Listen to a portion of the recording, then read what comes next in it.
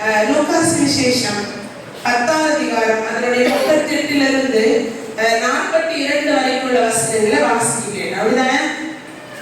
அடிக்கடி கடந்த நாட்களில் சேவை ஐயா கூட இந்த வசனத்தின் பிரசங்கம் பண்ணாங்கன்னு நான் நினைக்கிறேன். நம்ம அடிக்கடி தியானிக்கிற ஒரு வேத பகுதி இல்லையா? அதுல குறிப்பிடப்பட்ட 2 நபர்கள் இருக்கிறாங்க. ஒன்று மார்த்தாள், இன்னொன்று மாரியா. இந்த 2 கேரக்டர் தான் இன்னைக்கு நாம சிந்திக்க போறோம். வேற ஒன்றும் இல்லை.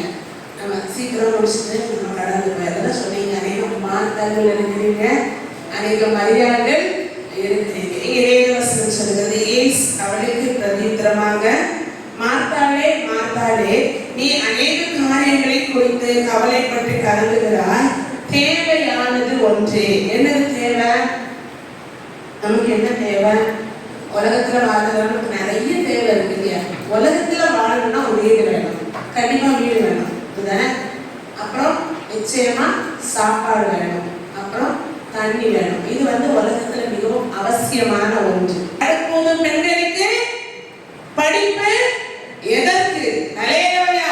வாசிக்க கேட்டோம்லையா? இன்னைக்கு அடுப்பங்கரை முதல் விண்வெளி ஆராய்ச்சி வரைக்கும் யார் இருக்கிறார்?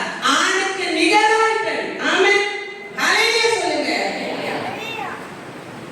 எங்களை மாதிரி ஒன்றும் வந்துட முடியாது அப்படின்னு ஐயா பார்த்தது போல இருக்கு. உண்மைதான். ஆனா ஆணுக்கு நிகராய் ஆண் செய்யக்கூடிய எல்லாவற்றையும் ஒரு பெண்ணால் செய்ய முடியும். இதற்கு இன்னைக்கு உலகத்தில் நடக்கிற எல்லாமே சாட்சி. கல்பனா சாவ்லா தெரியும் இல்லையா? இன்னைக்கு போற விண்வெளிக்கு போற மேக்ஸிமம் 2 ஆண்கள் ஒரு பெண் இருப்பாங்க. ஆமே. ஹல்லேலூயா! எங்க போயிட்டாங்க? சந்திரன் வரைக்கும் போயிட்டு விண்வெளி ஆராய்ச்சி வரைக்கும்.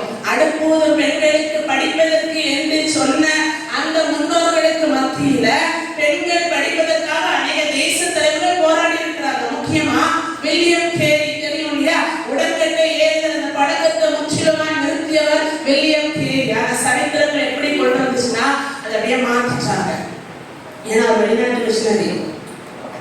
ராஜா மோகன் ராய் தான் உடன்கட்டை ஏறுதல் நிறுத்தினார் சொன்னாங்க. இல்ல, வில்லியம் கேரி தான் அதனுடைய முழு பொறுப்பாளர். அந்த உடன்கட்டை ஏறுனா தெரியும் இல்லையா?